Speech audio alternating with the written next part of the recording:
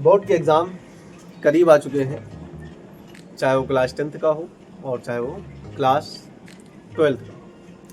24 फरवरी को एग्ज़ाम है और आपने स्किप भी देख लिया, पढ़ लिया, समझ लिया और आप सिलेबस वाइज कैटेगराइज कर चुके होंगे कि क्या क्या हमको पढ़ना है, क्या क्या नहीं पढ़ना है।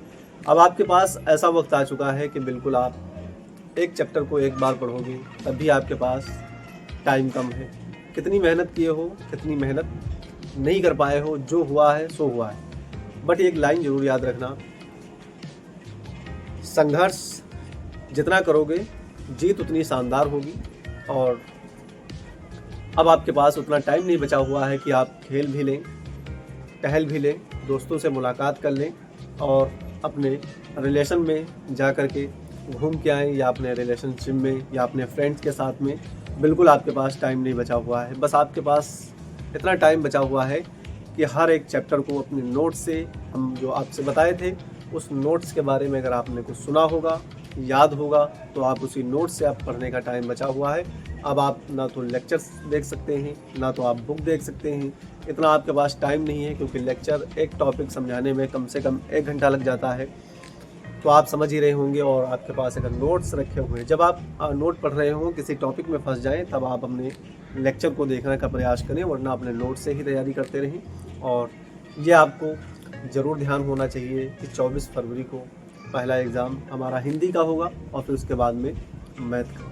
क्लास 10th और क्लास 12th कितना संघर्ष किए हो, किस प्रकार की मेहनत किए हो, ये आपसे बेहतर कोई नहीं जान सकता है। आपने अगर ईमानदारी से मेहनत की है, एकजुट होकर मेहनत की है, अपने आप पे भरोसा है, तो आप एग्ज़ाम में जाओ और अच्छा परफॉर्मेंस दिखाओगे और नंबर भी अच्छे। सर नंबर से क्या रिलेटेड है, नंबर क्या क्यों ज़रूरी है? जिसके नंबर नहीं आते हैं वो भी तो अपने जीवन में सक्सेस हैं, और जिसके नंबर आ जाते हैं वो भी अपने जीवन में, बहुत ऐसे लोग देखे होंगे जो सक्सेस नहीं हो पाते हैं, नंबर उनके अच्छे हैं लेकिन वो सक्सेस नहीं हो पाते। कहने का मतलब क्या है? कहने का मतलब ये है कि आप जब नंबर ही नहीं ला पा रहे हो तो आप फील्ड में सक्सेस कैसे हो? सक्सेस होना एक अलग तरीका होता है, और एक जो है बनाई हुई जो किसी की सिंहासन पर बैठना वो अलग चीज़। आपके सामने वो रास्ते हैं, जैसे एक चलती हुई रेज़र पे चलना, यानी ब्लेड पे चलना, और कुछ ऐसे लोग होते हैं जिनके पेरेंट्स ने संघर्ष किया और आज वो जाकर के उनके मकाम पर बैठ गए। तो आपके पास ना तो आपके पास पैसा है, ना तो आपके पास कोई ऐसी चीज़ है जिससे आप अपना फ्यूचर सिक्योर कर सकें। बस आपके पास क्या है? पढ़ाई है। यही एक रास्ता है जिससे आप अपना कंप्लीट जीवन व्यतीत कर सकते हैं और अच्छा परफॉर्मेंस दिखा सकते हैं। मेहनत करें। बोर्ड का एग्ज़ाम है, बोर्ड का एग्ज़ाम जब निकालोगे, बोर्ड का 12th वाले जो है उनका निकलेगा, तो ग्रेजुएशन के लिए वो तलाश करेंगे कॉलेज, स्कूल, और जो क्लास 10th में है वो अपना 11th और 12th के लिए जो है सिक्योर करेंगे स्कूल, कॉलेज।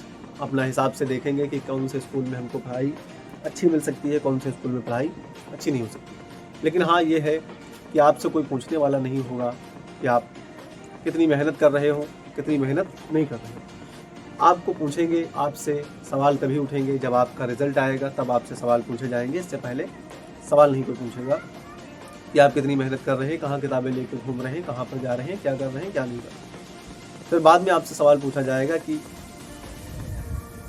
मेहनत तो कर रहा था लेकिन ये कर नहीं पाएगा लगता है।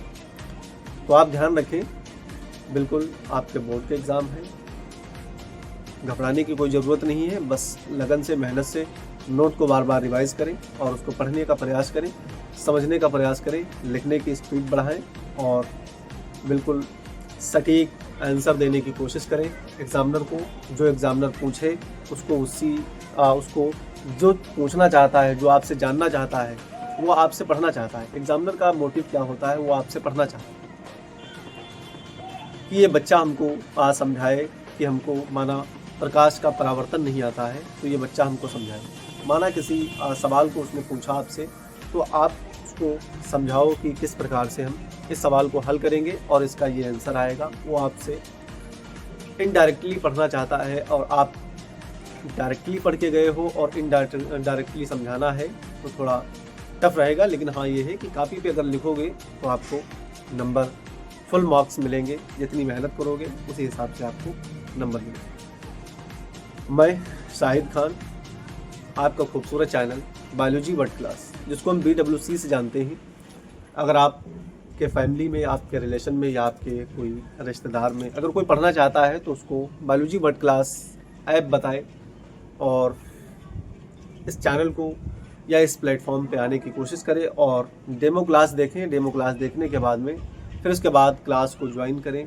और ज़रूरी ये नहीं है कि यहाँ पर कोई पैसा नहीं है, कोई फ़ीस नहीं है, फ्री है।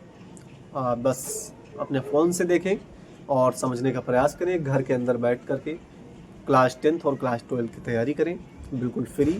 और ये जानकारी सभी तक फैला दें, सभी को जानकारी होना चाहिए कि इसमें हमको क्लास 10th और 12th की साइंस और क्लास 10th और 12th की ग्रामर यानी कि इंग्लिश हमको पढ़ाई जाती है और हम यहाँ से सीख के आए हुए हैं। अब देखना यह है कि कौन बच्चा परफॉर्मेंस अच्छा करता है।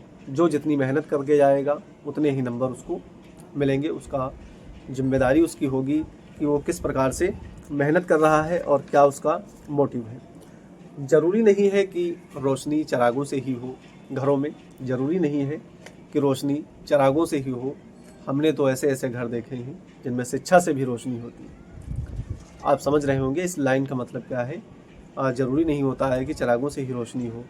हमने तो ऐसे ऐसे घर देखे हैं जिनमें शिक्षा से रोशनी होती है। ठीक है, तो ध्यान रखें, अपने आप पे भरोसा रखें और मेहनत करें, लगन से एग्ज़ाम की तैयारी करें। अभी टाइम बहुत है, कुछ नहीं बिगड़ा है, बस तैयारी करते रहें, जुटे रहें, उसी को बार बार रिपीट करते रहेंगे तो आप जब तक एग्ज़ाम आपका करीब आएगा तब तक आप कुछ ना कुछ कर जरूर लेंगे।